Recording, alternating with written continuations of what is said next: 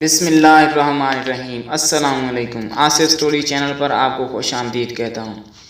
مور جتنا خوبصورت ہے اس سے کئی زیادہ جنت میں خوبصورت تھا۔ مور کی خوبصورتی پہ سبھی پرندے فدا تھے، لیکن ان سب خوبیوں کے باوجود مور سے ایسی کون سی خطا ہو گئی تھی جس سے اللہ تعالیٰ نے مور کو جنت سے نکال دیا۔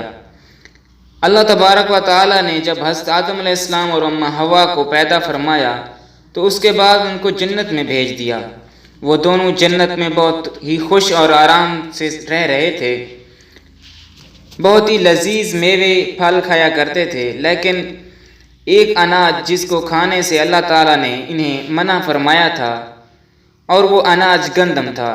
چونکہ شیطان حضرت آدم علیہ السلام کی وجہ سے جنت سے نکالا گیا تھا، اسی وجہ سے شیطان کی حضرت آدم علیہ السلام سے دشمنی ہو گئی تھی۔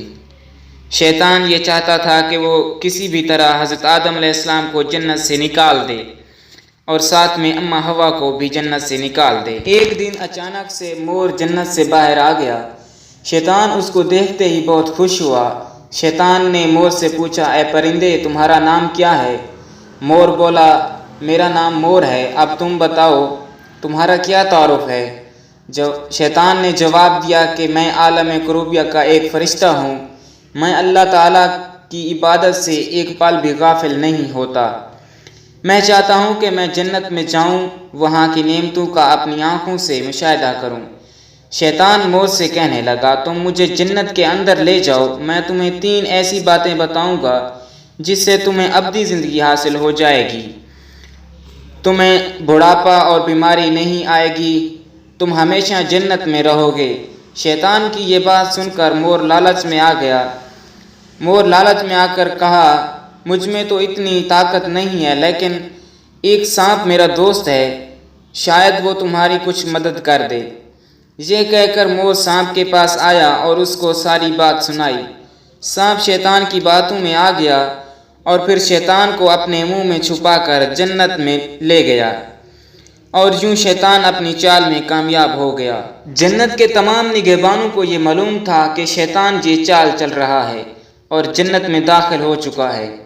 فرشتے شیطان کو جنت سے نکالنے لگے، تبھی اللہ تعالیٰ کے حکم ہوا کہ اس کو ابھی نہ نکالا جائے، شاید یہ حضرت آدم علیہ السلام کا امتحان تھا۔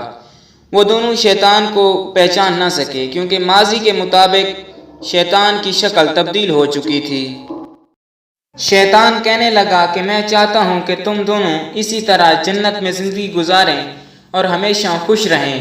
حضرت آدم علیہ السلام شیطان کی بات پر غور کرنے لگے۔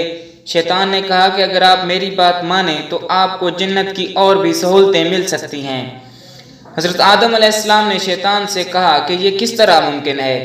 شیطان کہنے لگا، یہ ایک گندم کا دانہ اگر تم دونوں چکھ لیں تو آپ کو ابدی حیات حاصل ہو جائے گی اور آپ جنت میں ہی رہیں گے۔ یہ بات سن کر حضرت آدم علیہ السلام کے دل میں رجحان پیدا ہوا، لیکن ان کے دل میں اللہ تعالیٰ کی نافرمانی کا خوف بھی آ گیا۔ جبکہ اماں حوا شیطان کی باتوں میں آ گئیں، جس پر اماں حوا نے حضرت آدم علیہ السلام کو راضی کر لیا۔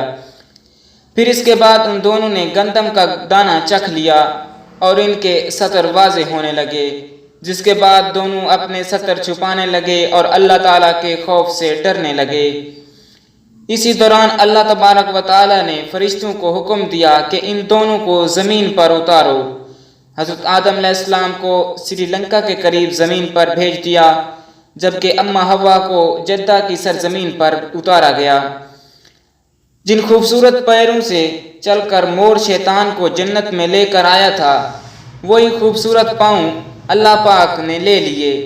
سانپ جو اپنے منہ میں شیطان کو چھپا کر لایا تھا، اس کو منہ کی خوبصورتی چھین لی گئی اور اس کے منہ میں زہر ڈال دیا گیا۔ پھر مور کے ساتھ ساتھ سانپ کو بھی جنت سے نکال دیا گیا۔